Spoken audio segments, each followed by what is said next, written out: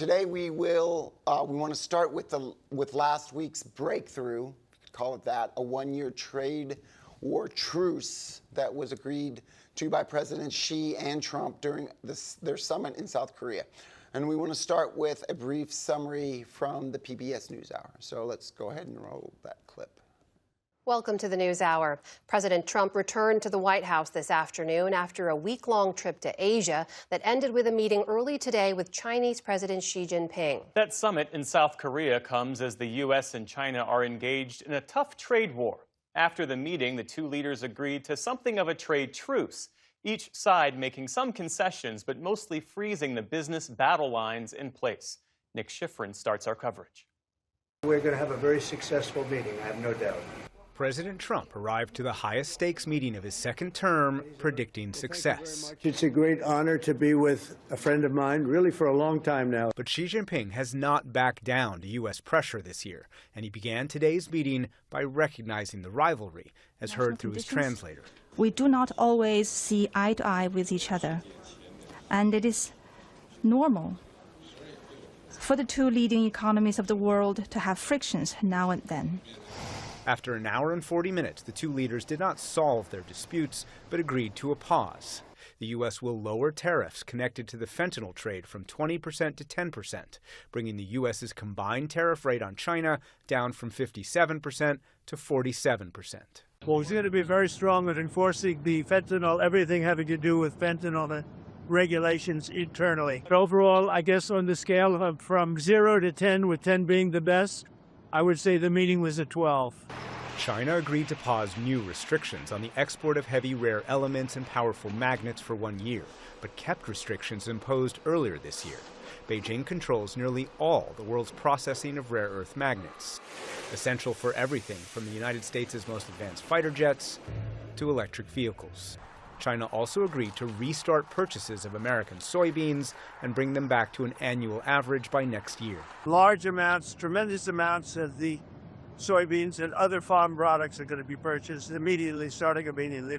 There was no agreement on whether to give China access to the U.S.'s most advanced computer chips, but President Trump also didn't rule it out. We did the test chips, and they're going to be talking to NVIDIA and others about taking chips. Look, we make great chips. NVIDIA is the leader. All right, a couple things to note. First, note the discussion of how the most recent wave of the trade war, particularly over rare earth minerals in the past 6 months, indicates greater assertiveness on the part of China. China has retaliated against new trade restrictions by President Trump rather than making significant unilateral concessions. And this is a key difference between all the other sort of targets of tariffs by Trump, right? Most of the other countries buckled and tried to win favor with Trump, but China did not. And this is a change that we got to keep watching, right? Second, note the reciprocal nature of the truce in the trade war that was reached last week. Both sides made concessions. The United States made concessions to China. China made concessions to the United States. That shows more of a parity between these two trading partners. And so that's a key feature here. Now, what did they concede, right? The U.S. cut its punitive tariffs associated with the fentanyl trade that it blames on China. These cuts reduced total U.S. tariffs from 57% to 47% on exports from China to the United States. China agreed to a 1-year pause on new restrictions that it imposed on exports of rare earth minerals earlier in October. However, as we will learn shortly, these concessions left out export restrictions on rare earth minerals that had been put in place earlier in the year. And China agreed to resume imports of U.S. soybeans. This was a significant change in China's trade policy as it effectively halted in September the import of U.S. soybeans from the fall harvest in 2025. These concessions were politically important to an important voting constituency for Donald Trump at home, and it provides significant relief to U.S. soybean farmers. The administration has been talking about a large federal bailout of soybean farmers, potentially up to $20 billion for farmers to compensate for their losses in the trade war with China. So getting China to buy more soybeans was a big, a high profile and important priority for Trump. Briefly, let me note a quick sidebar on the politics of this trade war is that China strategically chooses which industries to punish to maximize the political pressure in a democracy on President Trump. In this case, in both the first round of the trade war in the first Trump administration and now, China strategically selects important voting blocs that are critical to the conservative coalition, to President Trump's voting coalition, and this is why farmers have traditionally been targeted by China in this trade war. The other thing that I want to point out here, so we're filming about 2:15 on Monday afternoon. 45 minutes to an hour ago, there was just an announcement from the Wall Street Journal that had a story, and I think on the last slide I had talked about that the U.S. didn't relax its restrictions on the export of important semiconductors and chips from NVIDIA that are important for AI and AI data processing training centers. That had been on the table, and the Wall Street Journal said that, in particular, Secretary of State Rubio had talked Trump out of making concessions on easing restrictions for NVIDIA products because they didn't want to cede American dominance in this position, and they don't want China to catch up in the AI race. And that's going to be a game changer. If that happens on the microchip side, I mean, and it changes even geopolitical situations around Taiwan and all sorts of things. So.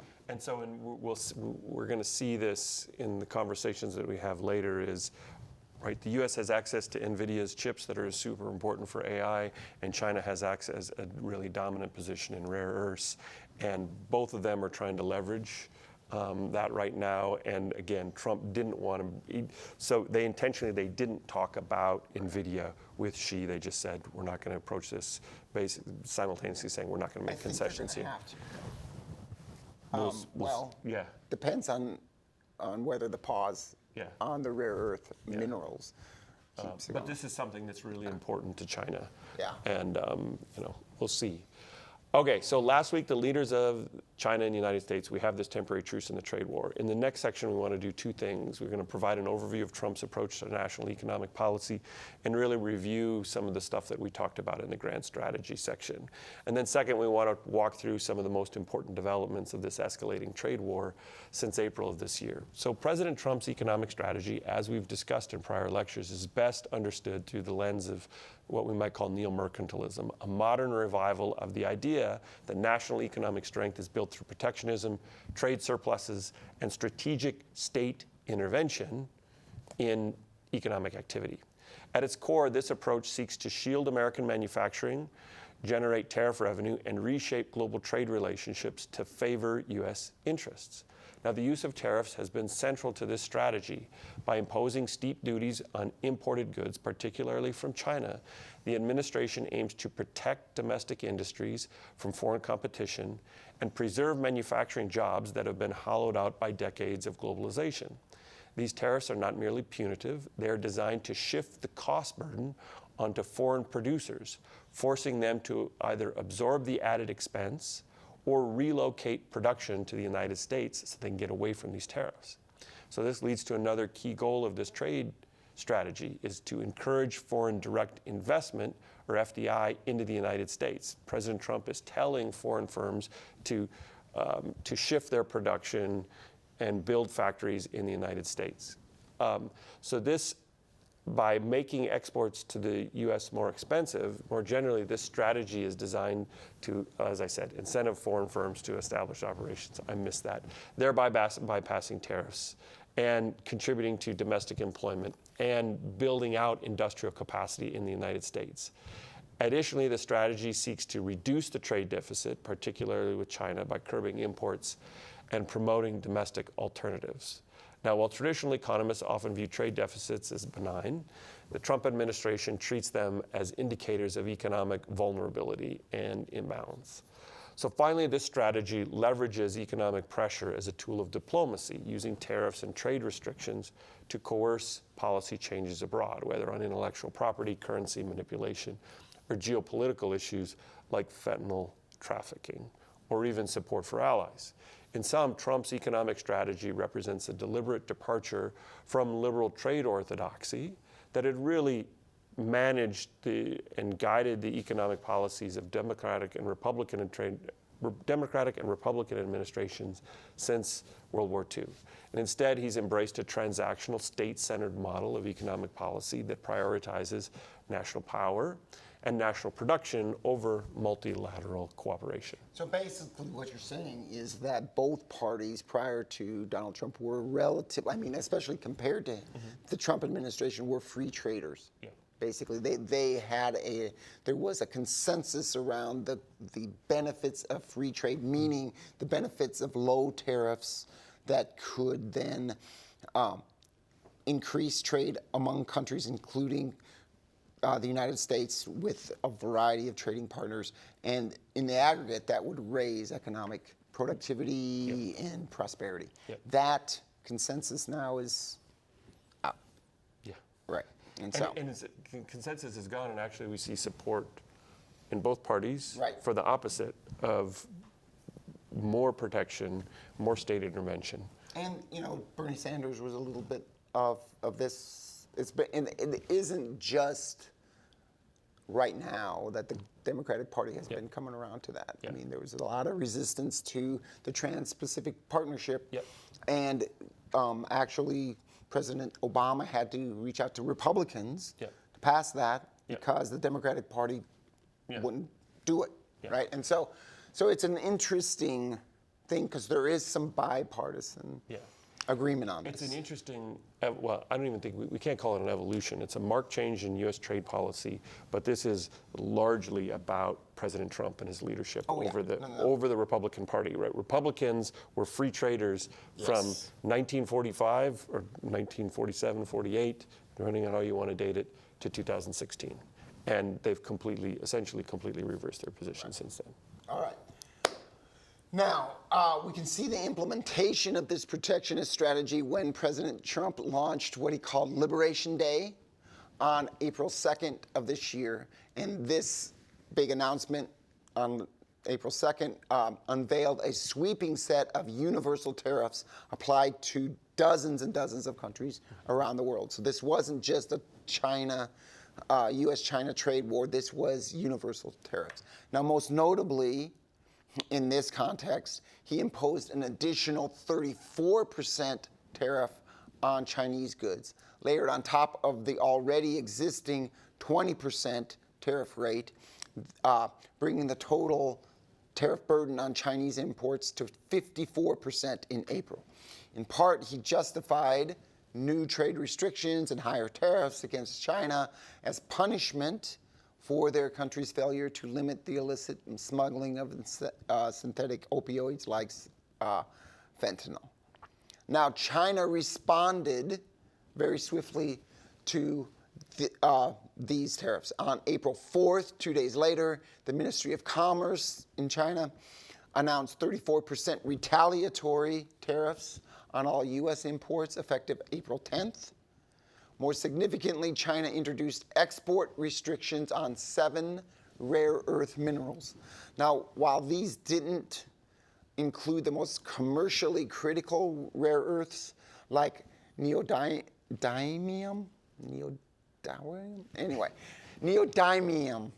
and praseodymium.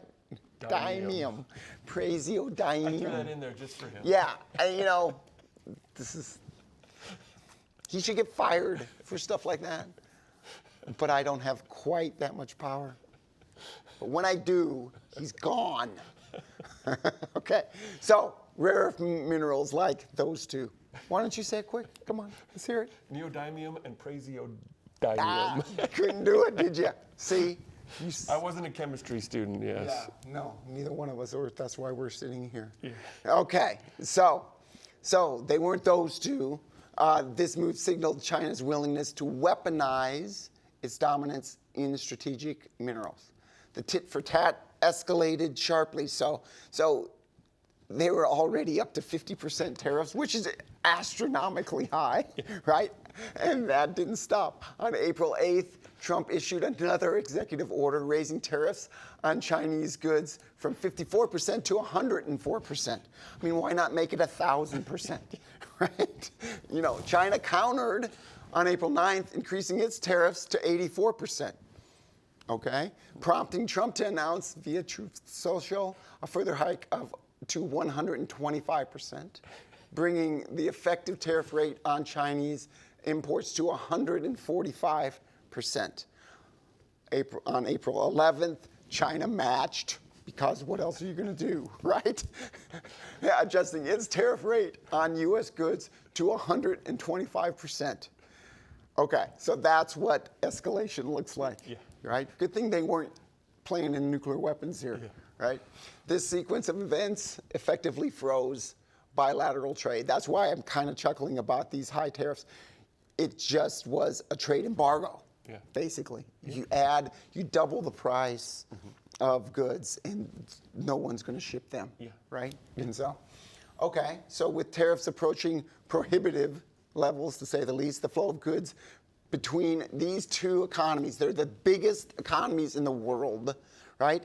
Their bilateral trade, right, is valued at $580 billion in 1 year, 2024, right? It was just shut off. So they're not playing, right? This is a big conflict. Yes. And so you're going to see here from this recap, we get this cycle of dramatic escalation and pullback, escalation and pullback. And so this is partly why last week we have another round of this pullback, but let's continue. Yeah, let's see how long that lasts. Exactly, right? So we get a temporary thaw in the escalating trade conflict in May. U.S. and Chinese officials meet in Geneva and agreed to reduce reciprocal tariffs by 115%, lowering the effective rate on Chinese imports to 30%. Right, so it goes all the way back down to 30%. 30%. And but this diplomatic breakthrough is short-lived. At the end of May, Trump accuses China of reneging on the Geneva deal, citing Beijing's failure to ease rare earth export restrictions. The Treasury Secretary Bessent echoes the sentiment, stating that China had not followed through on its commitments. We get a phone call, June 5th, between Trump and Xi to discuss a potential trade deal that included the easing of rare earth minerals, and it looks like it's effective. The following day, the New York Times reported that China had begun issuing export licenses, and so this allows their exporters to sell these products, but the government issues the export licenses, so you can't sell it if you don't have permission from the government. But China begins to issue more export licenses for rare earth magnets to not the U.S., but European companies. A week later, June 10th, U.S. and Chinese negotiators meet in London. We include the Treasury Secretary and the Commerce Secretary and the Trade Representative from the United States. They announce a framework agreement to resolve trade disputes. The next day, Trump declares that the deal was subject to final approval and made the bold promise: full magnets and necessary rare earths will be supplied upfront by China. You're going to hear, when we watch some videos on rare earths in a second, you'll hear more about the importance of these magnets. That same day, Chinese rare earth magnet producer FLMAG Rare Earth announced that it had obtained an export license for certain products destined for the United States and other countries, suggesting we've got some progress on rare earths. June 26th, Trump announces that the U.S. and China had signed an agreement on trade. However, White House officials later clarified that this was a framework, not a finalized deal. Lutnick stated that China would deliver rare earths to us, and in exchange, the U.S. would retract certain countermeasures. Okay? August 11th, Trump extends the tariff truce with China for another 90 days, signaling a desire to maintain momentum toward a broader settlement. Well, that lasts for about a month and a half. And then on September 29th, we get an escalation of the trade war again when the Department of Commerce issues a sweeping new rule expanding the reach of export controls. Under the revised policy, any entity owned by more than 50% of which was owned by a blacklisted foreign firm, would also be banned from doing business with American companies and individuals. The impact on China was immediate and severe. Estimates suggested that the number of blacklisted Chinese entities or companies would surge from 1,300 to over 20,000. So Chinese officials reacted with alarm, viewing the move as a deliberate provocation. On October 9th, China retaliates with its most stringent restrictions yet on rare earth exports. The Ministry of Commerce announced that foreign firms would now need government approval to export magnets containing even trace amounts of Chinese origin rare earth materials. This new licensing framework extended to semiconductor materials, battery manufacturing equipment, and diamond saws used in chip fabrication. China also expanded its list of restricted rare earths, blocked the transfer of technical secrets, and halted the exports of processing equipment. In response, Trump announced on October 10th a new 100% tariff on Chinese imports and new export controls on critical software, further escalating the technological dimension of the trade war. It's also important, on the day that he announced his tariffs, what happened on Wall Street? About a 3% correction in the stock market. But then 2 days later, in the midst of the truce discussions for Gaza, Trump has asked a question about this, and he said, don't worry about it, we'll figure it out. So he escalated on that Friday and already de-escalated 2 days later. Right.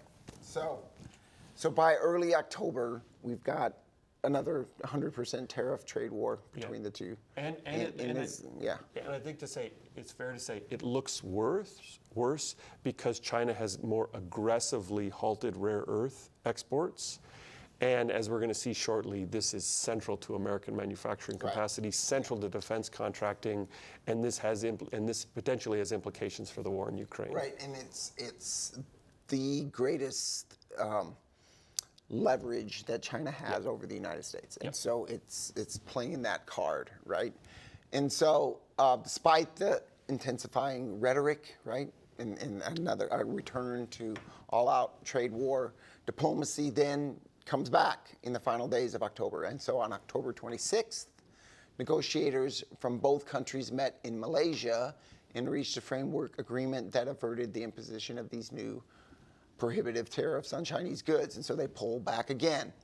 This set the stage for a direct meeting between Trump and Xi. And so as we saw in the earlier PBS video, the two leaders announced a one-year truce after their summit in South Korea. The agreement included a rollback, like we already said, of tariffs and retaliatory measures imposed over the past year, including the October 9th rare earth restrictions, and so China kind of backed down, right? Trump pledged to cut in half the 20% tariff imposed in response to Chinese alleged failure to curb fentanyl exports. Treasury Secretary Bessent revealed that China had agreed to purchase 12 billion metric tons of soybeans in 2025 and at least 25 million metric tons over the next 3 years. Million. Yeah, not billion. That's a lot. Yeah. So, million tons, 12 million, and then it goes up to 25 million. China's public statement was more cautious, right? It notes only a commitment to expanding agricultural trade. So who knows exactly what's in the fine details. Crucially, China agreed to suspend enforcement of the October 9 rare earth export controls for 1 year, not forever, though earlier restrictions from winter and spring remained in place. So it's still hard to get the rare earth minerals from China. Yeah. And we'll talk about this more too. It's not just the minerals. Right. It's the China, processing. It's the processing and capacity to manufacture them. And China's got close to a monopoly on those processing. That's a problem. And okay, so in the next section, we want to highlight some of the core issues in dispute between the two economic superpowers and give you background on the political and military significance of the conflict over rare earths, even though we've been teasing it and, over the, trying to add a little bit more excitement here. Yeah. So we're going to begin with an audio clip that covers some of the most important political issues and economic issues that helped to escalate this trade conflict in the last year. So and this is going to be from the New York Times, the Daily Podcast. So let's go ahead and roll that clip. There's an urgency to resolving these issues at the meeting on Thursday in South Korea between the two countries' top leaders. Here in Beijing, everyone is watching to see, can they reach some kind of a deal that pulls both countries back from the brink? And what are the main sticking points right now in these negotiations? Like, what do we expect to come up in that meeting? The United States wants China to start buying soybeans again. China has a boycott against American soybeans right now because of its unhappiness with American policies. The United States wants China to stop shipping the chemicals that are used in Mexico and Latin America to make fentanyl. China wants the United States to allow it to buy any kinds of semiconductors it wants, including some of the most advanced semiconductors used in artificial intelligence and high-performance military systems. And China in particular wants America to distance itself from Taiwan, although America depends enormously on Taiwan for semiconductors. But hanging over all of these issues is a big debate over rare earth metals. China is threatening to cut off much of the world's supply, and it's saying that it will block any effort outside of China to manufacture rare earths and rare earth magnets in competition with China. Can you just unpack what exactly China did? Because this was something that I think a lot of people were talking about as a major escalation. There were new restrictions, right, on these rare earth minerals. These are critically important to, everything from missiles to cars. We need them. And China was saying you can't have them. What exactly happened? Rare earths are very important these days. They are used all over the economy. Whether it's cars, computer chips, fighter jets, missiles, China controls the materials, rare earth metals, for making them anywhere in the world. And it has put already in April some export controls on supplying those materials. And on October 9th, China said, we're going to put a lot more restrictions on these. China is expanding its restrictions on rare earths exports. The new rules do three things. One, they prevent the West from being able to build its own mines and refineries and magnet factories, or at least they make it much more difficult for the West to do that. So no more using any Chinese patents without permission, no more buying equipment from China to do any of this. And China makes almost all the equipment for mining and refining rare earths or making magnets. Second, the new rules put restrictions on what you are allowed to move across any country's borders if it has Chinese magnets and rare earths inside it. And third, China is saying for the first time that it's going to restrict even more kinds of rare earths than it did the first time around last April. And so this will affect even more military production. For example, making it hard for Europe to build weapon systems for Ukraine or for Europe to protect itself against Russia. Mr. Trump just announced a 100% add-on tariff to China for their export controls on rare earths. And look at this sell-off. Tonight, the stock market plunging nearly 900 points at the close. So let us highlight a few things here. First, we have the conflict over soybeans. China had effectively halted the import of soybeans in September. Huge blow to U.S. farmers, potentially shutting off at least $20 billion in exports. Moreover, these import restrictions also destroyed the market share of U.S. soybean farmers relative to their competitors in Brazil. Right? China hasn't cut its heavy demand for soybeans, which are important both for human consumption and as feed to the domestic pork industry in China. Instead, China is just reorienting its purchases away from the United States and towards Brazilian producers, which is a long-run problem for soybean producers in the United States. Second, the U.S. wants China to halt the export of chemicals used in fentanyl to Mexico and other countries in Latin America to try and choke off the supply of illegal narcotics into the United States. Third, China wants the U.S. to ease its restrictions on semiconductors and crucial hardware used in advanced AI systems. And as we just noted earlier, Trump decided to take NVIDIA out of these conversations and so didn't make any concessions on this last week. Fourth is the larger conflict over rare earth metals, and this is the big one. We're going to watch a couple of videos shortly that provide some of the broader background on rare earths, but I want to highlight a few things here. China has a powerful market position in the supply of rare earth raw materials. It has about 60% of the world's supply. But more importantly, it has a commanding position in the processing and manufacturing of rare earths, about 90% of the world's supply. The most recent restrictions are designed to prevent other countries from developing a domestic capacity to process rare earth materials. And so in the video, he talked about, well, you can't use Chinese manufacturing equipment, that rely on Chinese patents to be able to process. Even though you might have these rare earths at home, you're not going to be able to extract them and process them unless you have access to Chinese technology.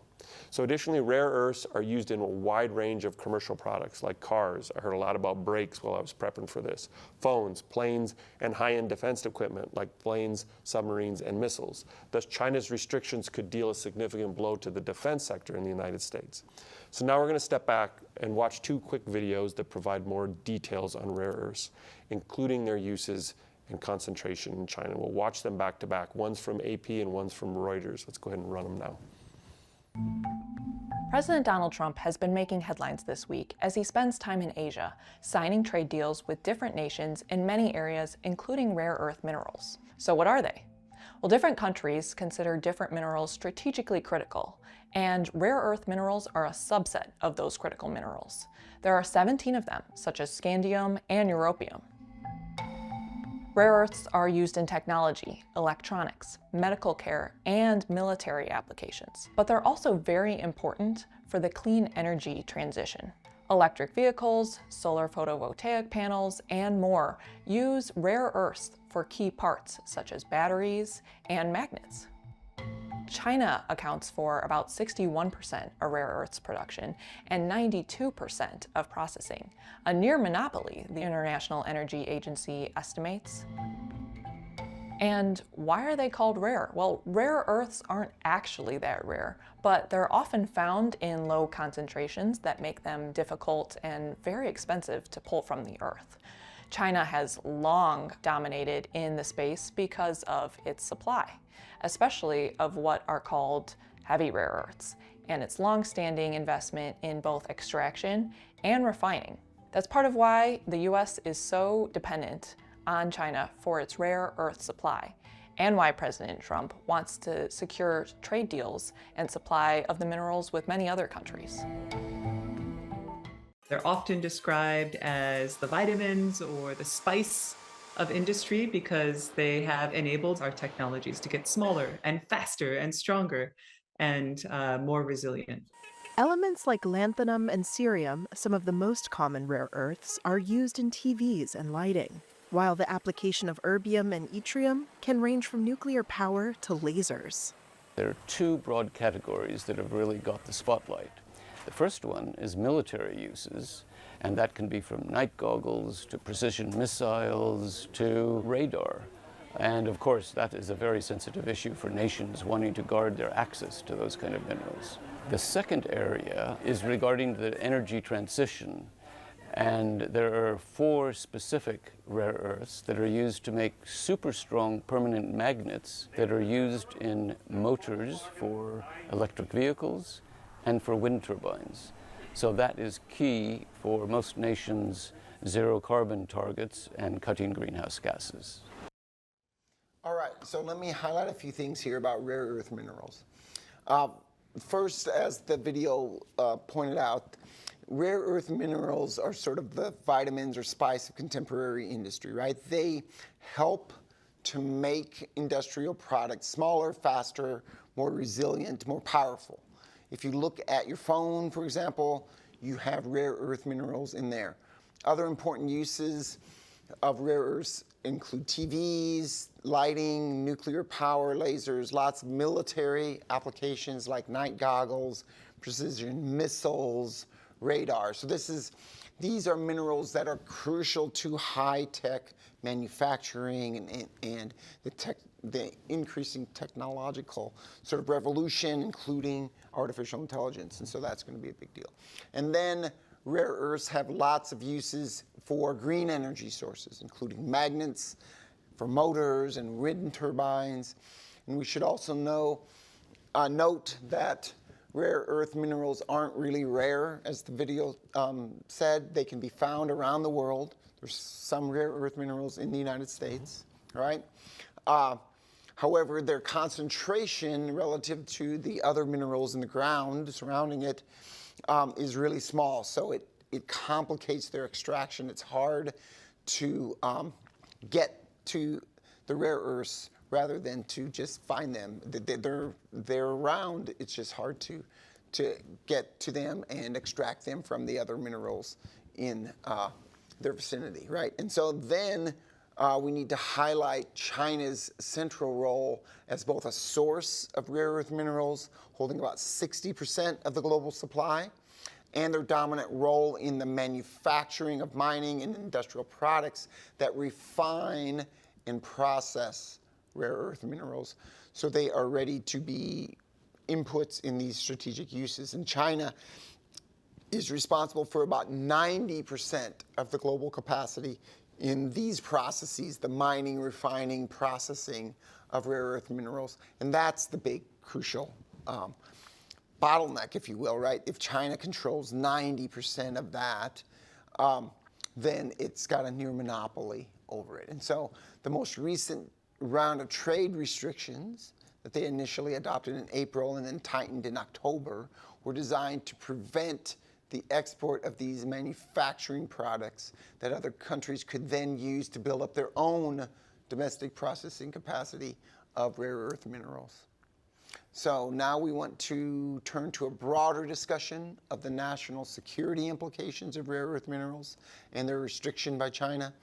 And to do that, we want to turn back to the daily podcast from the New York Times. And we have one more clip that we're going to listen to now. Combined with the Arab oil embargo in 1973 against the United States and its allies, which was aimed at halting American support for Israel at the time.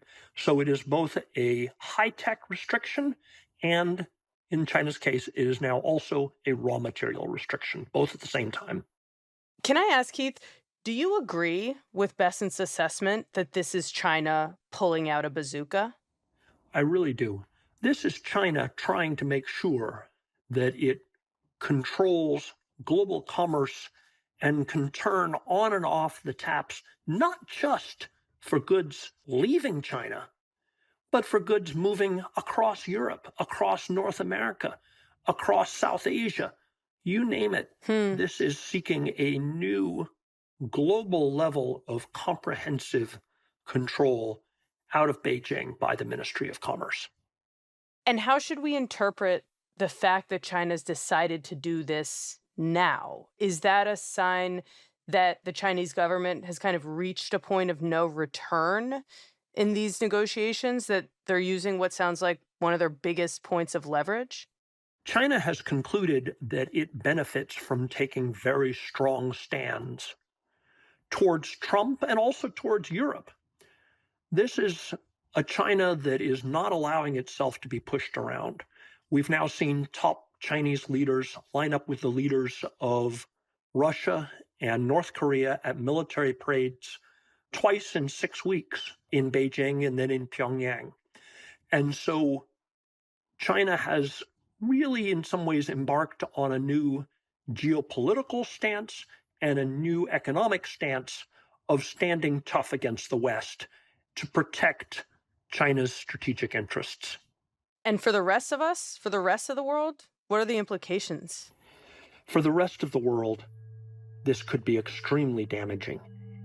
Any country with an advanced manufacturing sector has to be really worried about this. Let's talk about what you mean, Keith, when you said this could be extremely damaging. Spell out for me what kind of damage we'd be looking at in the U.S. with these restrictions. There is the immediate damage of American companies continuing to have trouble getting enough rare earth magnets just to make their day-to-day products. Detroit has been struggling to get enough brake motors, steering motors, power seat motors, all these different systems that require rare earth magnets. And as more of these Chinese regulations from October 9th take effect, it will become even harder for American companies, for example, even to move parts across the border from Mexico or across the border from Canada. What about the national security implications of this? Because you've told us rare earths go into missiles, go into a ton of military equipment. The West is already having trouble in slowing down production of some military items because of the shortage of rare earths. The West failed to stockpile these rare earths in advance, and so the military contractors trying to supply Ukraine or trying to rebuild inventories in the West are really having trouble procuring the magnets they need. So this is a big win for Russia because the West really needs these rare earths to continue supplying military equipment to Ukraine to defend itself. And now that supply has been cut off cold by China. Let me highlight a few things from the clip here. First, note the arguments about greater assertiveness on the part of China. He argues that China has made a larger strategic calculation that it needs to confront Trump and the United States over its trade policy. Note that the initial round of rare earth restrictions were a response to the initial tariff hikes announced by Trump in April. But we can also make an argument that this growing tension reflects a deeper change or shock to the international system that's marked by a long-term shift in the distribution of power between China and the United States. One that sees a rising China that's more willing to confront the United States and impose economic pain on the United States to alter its foreign policy. And in this case, we could think about the two sides as essentially bargaining over and competing over a key input that's going to shape each other's long-run bargaining potential and capacity in both economic and military affairs. They're fighting over the distribution of power, and they've decided that this is a key input that's going to shape the future distribution of power and the relative influence between these two superpowers for decades into the future. We also see China leveraging its control here over rare earths to extract political concessions from other states. In this case, China successfully used export controls to pressure the Trump administration into lowering its tariffs on China's exports to the United States, right? We can view this as a concession. They escalated the trade war in October, and we got a truce, right? They brought Trump to the bargaining table. Second, note the broader reasons for concern that the reporter discusses here. If you have an economy like the United States that relies on advanced manufacturing for things such as automobiles, planes, and semiconductors, you need access to rare earths. Now, note that one of the larger economic goals of Trump's protectionist strategy is to restore the strength of U.S. manufacturing.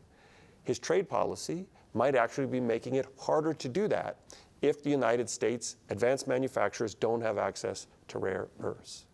Now, related to this, note the economic damages that are currently being imposed by these export controls. It's affecting automobile manufacturers in the United States and defense contractors. It's getting harder for defense contractors to procure these minerals, which is then having implications for the war in Ukraine. Third, let's recall our prior news segment on stronger cooperation between China and Russia in a coalition that opposes U.S. policy, particularly when it comes to the global economy and Ukraine. By hurting defense contractors, these restrictions on rare earths are helping Russia by limiting military exports to Ukraine. In other words, this trade war has significant military and political implications that risk undermining U.S. national interests by enabling greater collaboration between its adversaries. I mean, essentially what we're talking about in the war in Ukraine is that the way that the West has been fighting with Ukraine against Russia is to give them weapons. And China, in the Biden administration first and then the Trump administration after, the Biden administration tried to keep China on the sidelines here. And it didn't succeed completely. China, for example, bought a bunch of Russian oil, right, to help Russia fight its war, but it didn't give them, weapons or a lot of weapons and things like that. But now you've got another asset in these rare earths that get at this in a different way. By restricting rare earth minerals to the West can't build these weapons to give to Ukraine. Ukraine potentially suffers setbacks and even defeat in the war with Russia, and then other parts of this whole competition start to change. Well, and not only, this doesn't just impact the Ukrainian military, but it also impacts the American military. And if we think about the larger military strategic competition between China and the United States, the U.S. has long relied on what you might think about as a capital-intensive military strategy. Right. China has over 1 billion people. The U.S. has over 300 million people. The source of American military power is its capacity for its labor force, soldiers, to rely on advanced weapons and advanced targeting systems. If the U.S. can't build these targeting systems and these advanced weapon systems anymore because it has a critical source of, it lacks the raw materials inputs to this, that also has long-term implications for the distribution of military. Yeah. And if China has all the rare earth minerals and processing, it can continue to build all those high-tech weapons and win an arms race. Yeah. Right. This is why when you see China has 92% of the global capacity in processing and manufacturing of rare earths, this is why it's a national security issue. Right. Okay, so a couple issues. We wanted to finish with some broader implications here. One thing I just want to point out that this rare earths issue highlights.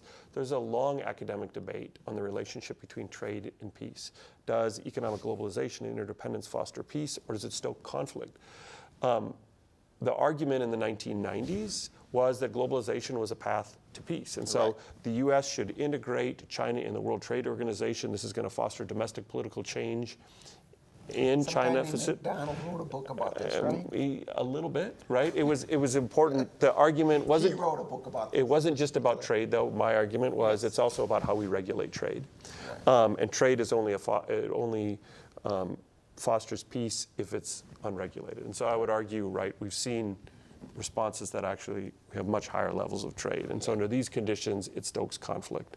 The critics of that argument always said you need to be conscious of the security implications of essentially relying on Ricardo, the rules of Ricardo that facilitate potentially extreme specialization to realize the economic gains from trade. And so in this case, we see extreme specialization in that the world depends on China to produce rare earths. But then it has all these secondary implications because we need rare earths for advanced manufacturing, in the energy transition, and in military hardware. And so then the skeptics said, under these circumstances, unless economic exchange fosters mutual dependence, it can actually stoke power asymmetry and facilitate the dependence of one country on another. And so, because it creates vulnerabilities. It creates vulnerabilities and can then provoke conflict. And in this case, we're seeing that, right? The rare earth case is one in which the relying on the rules of Ricardo, which says just free trade and massive specialization, has left the United States and the rest of the world more vulnerable to the dominance of China in the rare earths sector. What else did we want to talk about? I think you wanted to mention something about the bipartisan consensus. So just to be clear, the identification of China as an adversary and a threat to the United States is a broader bipartisan consensus, and it has been for quite some time. So both the Democratic and the Republican Party have since, over the last decade at least, even earlier, the Biden administration wanted to pivot toward Asia to counter China.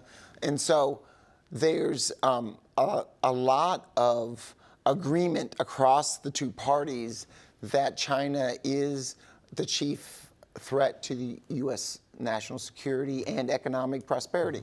And so this is an interesting domestic debate as well. There's a lot of disagreement, of course, about the Trump administration and its tariff policy, but there's a lot less disagreement about the approach that you have to get tough with China regarding trade. And both parties have come out and have policies that look remarkably similar, in my view, on that point. And so it's an interesting part of this whole thing. And it also, and And it also suggests, on the one hand, we see this trade conflict and we've seen cycles of escalation and de-escalation, escalation and de-escalation, which suggests that this is just another round and things aren't that bad. Alternatively, if we say, well, what's the structure of political interest in the United States? And there's lots of support for resisting China and U.S. and preventing greater U.S. dependence on the Chinese economy suggests that this is perhaps the beginning of a deeper and longer strategic competition. If you think about the consensus during the Cold War over U.S. foreign policy between the two political parties, Democrats and Republicans, it was a common adversary in the Soviet Union that really united on foreign policy the two parties, so that there really wasn't a whole lot of difference between a John F. Kennedy and a Richard Nixon when it came to confronting the Soviet Union in the Cold War. And I think you're getting closer to that kind of dynamic in the Republican Party and the Democratic Party in confronting China. Especially with it's telling, really. I mean, there was a lot of critique in the election in 2020 on Trump economic policy, right? The Biden administration undid a lot of Trump policies, but the one thing they kept were tariffs on China.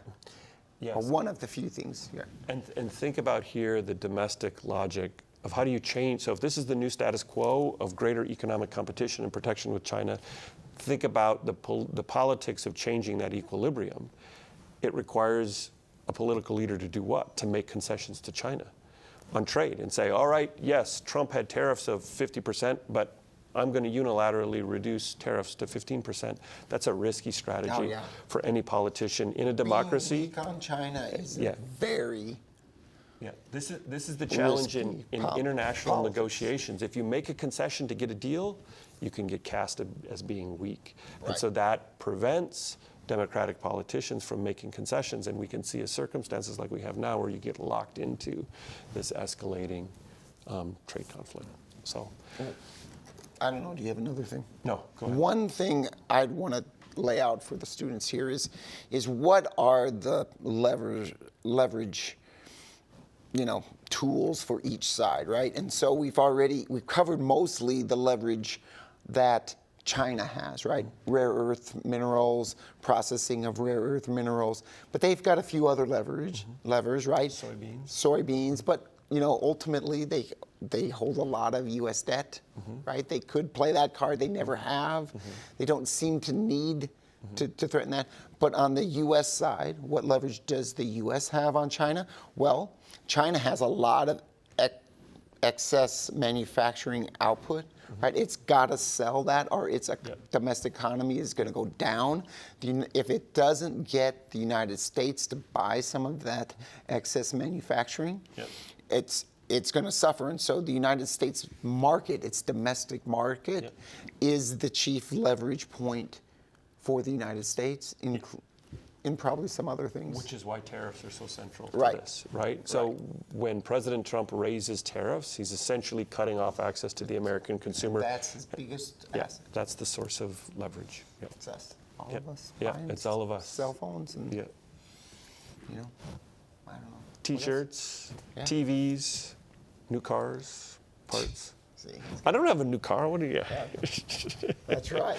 So it's a big story. This is, again, the minutia of trade policy and these things might seem a little arcane and detailed, but it does have high stakes.